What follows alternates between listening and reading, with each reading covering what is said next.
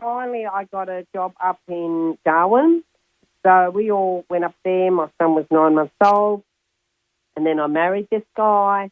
And once we got to Darwin, that was it. That was sort of like an alcoholic's paradise. And, so you could actually go to the pub and you could get drunk and no one would think anything of it. And we'd take our son there. And then my then husband, I don't believe he was an alcoholic, but he'd always say, look, I'm going to take our son home. And I'd say, well, I'm just going to have one more for the road. One more for the road. You know, look, I'll catch a bus home or I'll catch a cab home. Don't worry. Just one more drink. So I didn't want to go home at that time because it was party time. And did I ever have one drink? No. One drink's too many and 1,000's not enough. So I would stay right to the end and then I'd bring a couple of people home and want to party and wonder why my husband would say, well, you know, it's time to go to bed. It's, you know, these people need to go home. But once I had one drink, I was forced to continue, and it was party time. I didn't care. I became extremely selfish. I didn't care. So finally, my husband and we broke up, and he went to Sydney. I stayed in Darwin, and I was still working. And we made the decision that our son was going to be better off in Sydney because all the family were there. And so that's how that happened. So we parted ways, and I still kept in touch with my son. My son was about 3 at the time. And so it was party time for me, though. Party time. So all I did was go to work, and then I'd drink. But it didn't take long. There was starting to be suicide attempts. So things weren't that flash.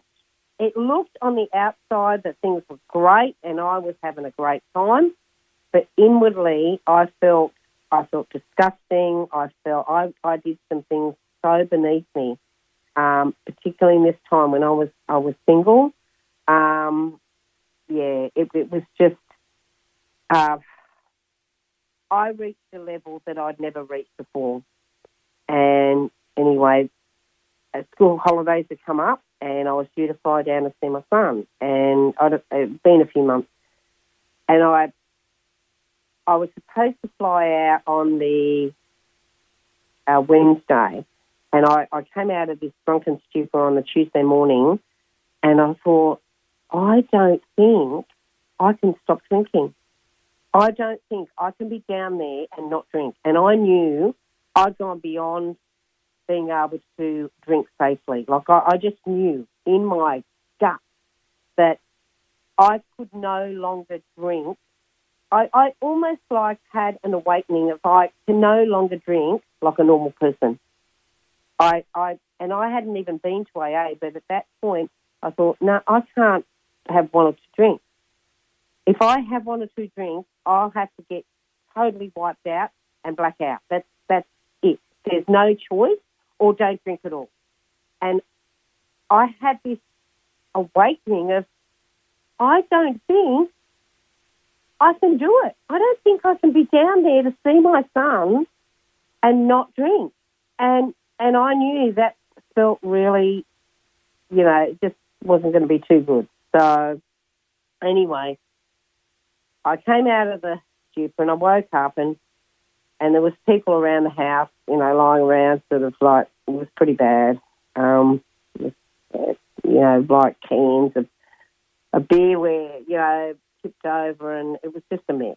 And I looked around me and I thought, I can't do this anymore. So I looked up AA in the phone book and there was...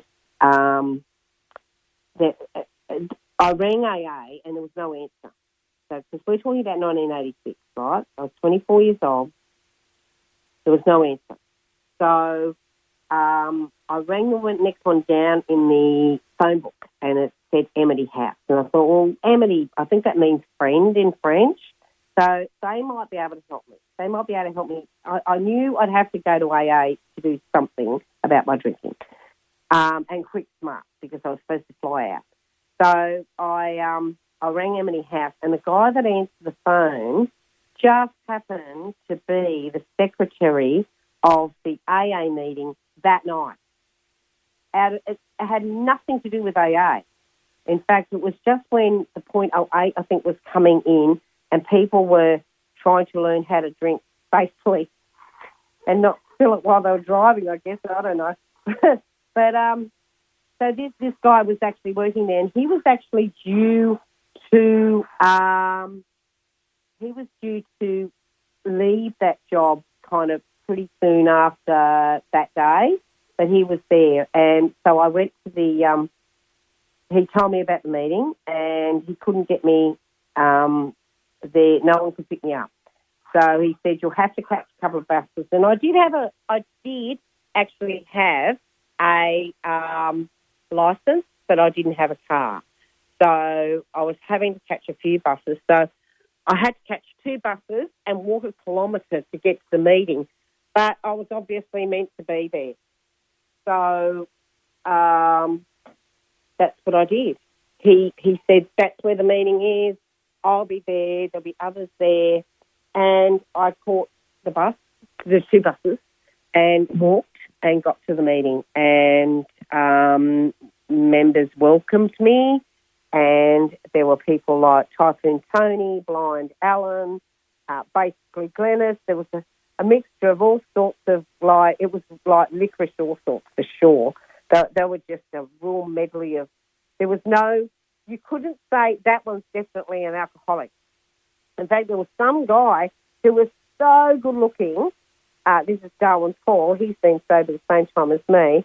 And I thought, you can't possibly be an alcoholic. You're too young and you look too well. But anyway, so there I was, and it was a STEPS meeting, and they handed me a book on step 7 and asked me to read a paragraph. And I know Typhoon Tony said, look, we really need to have an ID meeting. And ID means where the person gets up and shares. It's not actually a specific meeting about the steps or a big book. So it was a bit of both. It was a bit of an ID meeting plus a steps meeting, but I remember looking up the steps and reading step 1 where it said we're powerless over alcohol. I thought, well, that's a bit much. That's a bit over the top.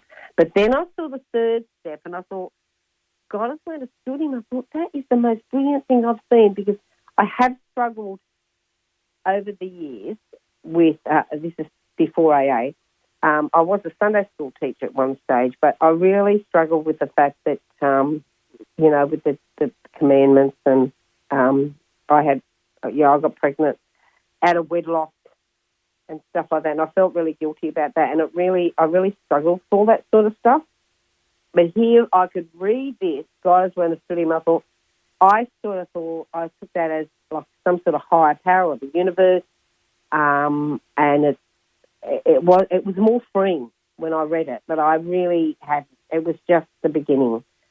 So that night, Typhoon Tony and Teacher Tom took me back to their caravan park, and we talked till about 2 o'clock in the morning. And I had so many questions, because I thought, maybe this is it. Maybe I have got the solution here. So they took me home, and then the next morning, because remember, I was on holiday, so about 7 o'clock in the morning, Tony's banging on my bedroom window, get up, you've got to get up. And I was supposed to fly out. That day. Now, there was a plane strike or something, and all the planes were grounded. So I actually couldn't fly out that day. I couldn't fly out. So that was the Wednesday. I couldn't fly out till Sunday. So I believe my higher power gave me an opportunity to spend some time with members, start getting well and not drinking and learning about AA, so that when I got to Sydney, I could be sober for my son. So, and that's exactly what happened. Like, Tony took me around. I met all the members. I went to meetings. He kind of helped me. He kind of fed me a bit because I didn't have anything in the fridge. Got rid of all my alcohol. It was suggested to me to get rid of all the bongs and because I was smoking a little bit of dope. It wasn't not a big part of my story. But he said, you best, do this all sober, totally sober, without the dope as well. So, and that's what I did. I put it down. So my last drink and drug was 4:30 in the morning on the 8th of July, 1986. So that's 34 years. And so 34 years of recovery in AA. Now, I didn't know at that beginning that was going to be the beginning of an amazing life. I had no idea. It was also going to be the beginning of something really hard. I was going to have to take off the onion skin layers. I was going to have to be a mum that I didn't know how to be. There was so much I had to learn about myself. I had to learn how selfish I was, but I also had to learn that there were some good things about me too, and that I didn't need to put myself down. I had to learn that I had, an inferiority complex, but I also had a big ego. So I'm kind of, there was so much I had to learn, and I needed to go to a lot of meetings. So when I went down to Sydney, I saw my son, and we went round to a lot of meetings, and he was only little, and he was such a good little boy, and I had to make some pretty tough decisions because the main thing was he needed a sober mum. And coming into AA, you don't just put the drink down and that's the end of the story. There was a lot I had to work through. There was a lot I had to learn about myself. There was a lot I had to learn about relationships. I'm totally sensitive. I had to learn that it's not all about me. Still trying to work on that one. I had to develop a relationship with my higher power. And do the steps. And, it's not, for me, it hasn't been, let's just go through the steps and they're done, like 4 and 5, that's done. I'm presented with new stuff all the time. So it hasn't been just, okay, I know these are all my resentments. I have worked through all the resentments I had in my drinking. I've worked through those. But, there's some stuff, there's some trauma that can rear its ugly head from time to time. But I'm aware of that. And so if I am triggered by something, and, that's just life, it's okay. I can be gentle with myself and move away and take care of that and just say, okay, well, that's a bit uncomfortable. I'll just deal with that as I can. So much I've had to learn. And, my husband and I, there was an agreement there that he was actually the best person to bring my son up, and I saw him on a very regular basis. So we basically shared our time with our son, and but I was a sober mum, and I put my sobriety first, my recovery first, and as a result, I am now nearly 60 at 34 years sober, having not drank since I came into AA. And number one priority has always been my recovery, without a shadow of a doubt. Because if I don't look after myself and I don't take care of my well-being and what's going on inside of me, I am no good to anybody. And my son has blossomed and grown, and he's still in Sydney. He's married. He's not an alcoholic. He's married, got a beautiful wife. I've got 2 beautiful granddaughters, and I see them on a regular basis when the borders are open. And so, I have been given a second chance. Now, I have been given an ultra second chance. I did meet someone in the fellowship, and I married him, and I had a beautiful daughter. Now, she's 27 now, and as the higher power would have it, I was able to bring my daughter up now from birth. And because I'm sober and because I'm relatively sane, she has grown into an amazing person herself. And, she didn't leave home till she was about 25. So, I was able to really bring her up. And so with my two children, it's been an incredible journey. And I still see my son on a very regular basis. So I just love it. But my daughter, she just loves AA. She loves the fellowship. And she's not an alcoholic either, but she's a staunch member of Al-Anon and a Alateen sponsor. So when we were going to camp, she was going to Alateen, which is for children of alcoholics. And so now she's one of the Alateen sponsors for the state of South Australia, and she gets involved in the camp. Just incredible. She works the program, and it's just beautiful because, we can talk about the steps and our higher power, and, she's got herself a sponsor, just like I've got myself a sponsor, but she's doing her thing, but it's just amazing. So the thing is, you have to put the footwork in. I had to, if going to one meeting a week would not have cut it in those early days.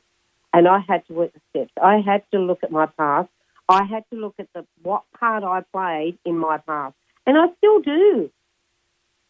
When I've done something wrong, I need to fess up. I need to say, hey, that was wrong. I need to take responsibility for me, and that's something I didn't do in my drinking. It was always everybody else's fault. But I have a peace in my life now that I thought only some other people get, and I have got it. Like most days, I'm okay. Most days, I feel good.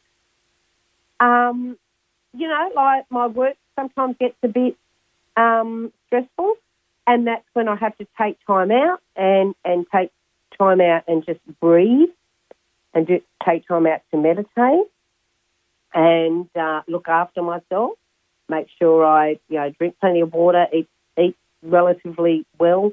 I do lots of exercise. I go to the gym fairly often, and I learned how to ride a bike this year.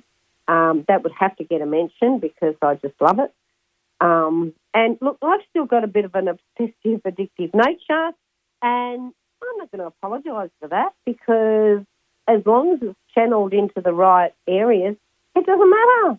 And so, I've learned how to ride a mountain bike on the mountain. I'm also learning how to ride some of the trails around Adelaide, and I have fallen off a few times and got bruised up and banged up, and that's all right. That's just life. That's what I want to do. But I have got choices now, and I don't live in my head anymore because I know that my head isn't good for me. 90% of the stuff in my head is rubbish, and it's best not to listen to it because it's going to tell me all sorts of negative stuff. So, and I find the antidote for that 9 times out of 10 or even 99.9% is gratitude. So I have a gratitude list, and even if my head's going, like if I'm off on my way to work and I'm feeling a bit negative and I'm having a hate session on somebody in my head, not verbally, in my head, it's always in my head, I will start up a gratitude list. I will talk aloud. I will say, I'm grateful for a beautiful house. I'm grateful for the wonderful job I've got. I'm grateful for my friends. I'm grateful for my beautiful children. I'm grateful for my beautiful grandchildren. Since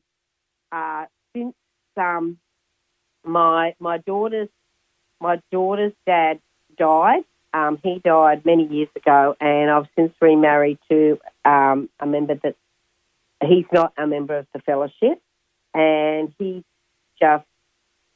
it's just incredible. And the relationship I've got with him is stuff that I used to, it was like relationship goals. They're like incredible. Like I've got, like, we'll watch TV and we'll hold hands. Who would have thought? You know, I wasn't able to do that. I'd be too scared that he was going to run off with another girl. You know, like I don't have that stuff anymore.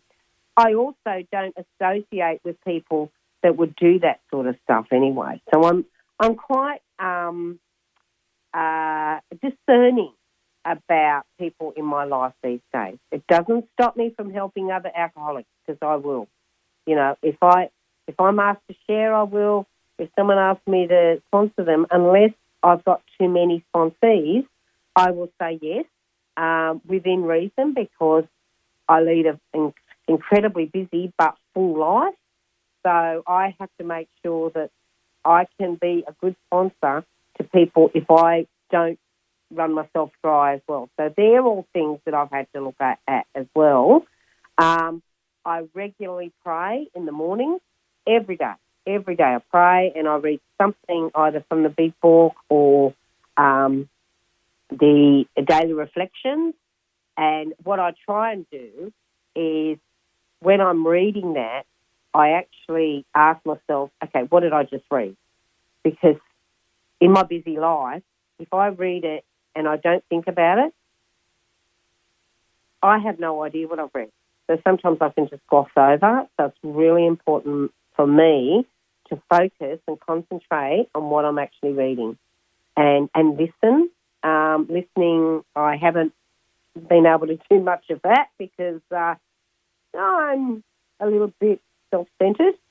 So, you know, being able to listen to people and actually stop my mouth, stop and actually actively listen to the person that's talking to me, rather than thinking, what am I going to say next? Well, I've got something a lot more important to say, so just hurry up and say what you've got to say, because I've got to say stuff.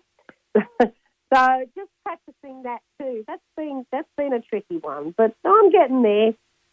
I'll probably get there by the time I'm about 100 years old. But it's okay. It's not about the distance. It's not about the end. It's about the journey. So I can highly recommend, if anyone is thinking about it, get to a meeting and get to lots of meetings, because we need a brainwashing. And I needed brainwashing. I needed my brain washed. And the only way I could do that was to regularly go to meetings and mix with members. Okay, and that's me done. Thank you very much. We have local meetings for the full week in the local area. Monday is Gala meeting at 8 o'clock. Tuesday is Elizabeth East at 8 o'clock. Wednesday is Elizabeth East at 8 o'clock. Thursday is Two Wells at 8 o'clock. And Friday is Salisbury at 8 o'clock. There's a meeting at Davron Park at 12 o'clock, and on Sunday there's a meeting in Salisbury at 7 o'clock, and many other meetings in the area. For details of your local meetings, please phone 1300 22 22 22. And once again, if anyone you know is struggling with alcohol issues, please call Alcoholics Anonymous on 1300 22 22 22, or check out their website on aa.org.au.